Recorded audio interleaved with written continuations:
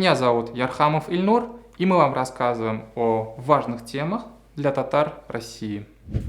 Во время всероссийской переписи населения в анкетах можно будет указать несколько национальных идентичностей и родных языков. То есть, например, я могу быть башкиром, татарином и русским одновременно. Зачем это нужно?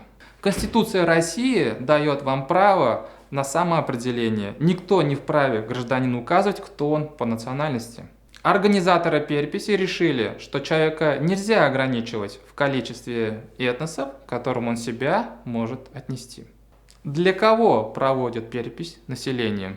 Нет сомнений, что перепись проводится для государства, чтобы было известно, кто живет на его территории и как. Перепись нужна и народам России, благодаря которым мы о России говорим как о многонациональном государстве. Важно знать, как глобализация подтачивает их традиции, устои и численность.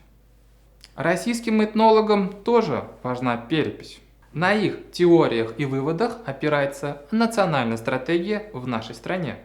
Памятник Ивану Грозному в Астрахани. Власти Астрахани отказались от публичного обсуждения, нужно устанавливать памятник Ивану Грозному в городе или все же нет. Меньше полугода передовая татарская аудитория следила за тем, как памятник Ивану Грозному устанавливается в городах России. После Чебоксар черед дошел до города Астрахань. Власти города на своем сайте разместили опрос, как относятся к памятнику Ивану Грозному и к самой исторической личности жителей города. В установленные сроки решили итоги голосования не публиковать. Предложили еще на 2 недели растянуть процедуру голосования, но и здесь результаты голосования не были опубликованы. Тем не менее, опросы в интернет-изданиях Астрахани фиксируют, что люди против установки памятника Ивану Грозному. В Астрахани заговорили о длинной руке Татарстана. Появилась версия, что Казанское ханство хочет политически воздействовать на бывшее Астраханское ханство. Но как же так получилось, что в голосовании победили противники памятника Ивану Грозному? И это несмотря на сильное противодействие со стороны властей.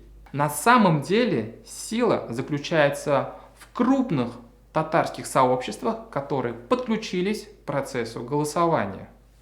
В некоторых интернет-сообществах с тысячами подписчиков прозвучал призыв проголосовать против памятника Ивану Грозному. Благодаря им Астрахань удалось удержать от межнационального напряжения. Кто-то хотел раскачать историю, посеять зерно раздора между народами, но общественность сказала свое веское «нет». Всемирному форуму татарской молодежи не хватает молодежи.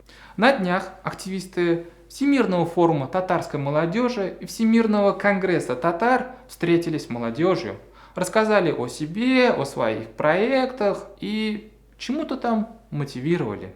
Цель ставили понятную – пополнить свои ряды волонтерами-активистами, чтобы впредь было кому реализовывать их татарские проекты. Полный зал в 700 человек – это круто.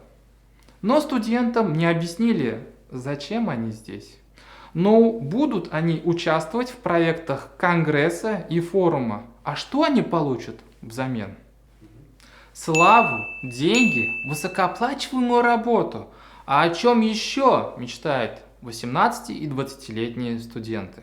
Кстати, во время встречи студентам раздали интересные задания, но еще интереснее призы за их выполнение. В качестве приза 12-дневная поездка в Алтай, рабочая поездка в Екатеринбург и даже завтрак с вице-премьером Василием Шахразиевым.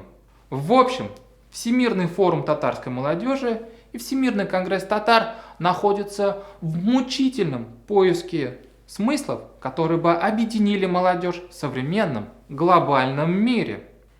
Путь непростой, сложный и уже есть первые ошибки.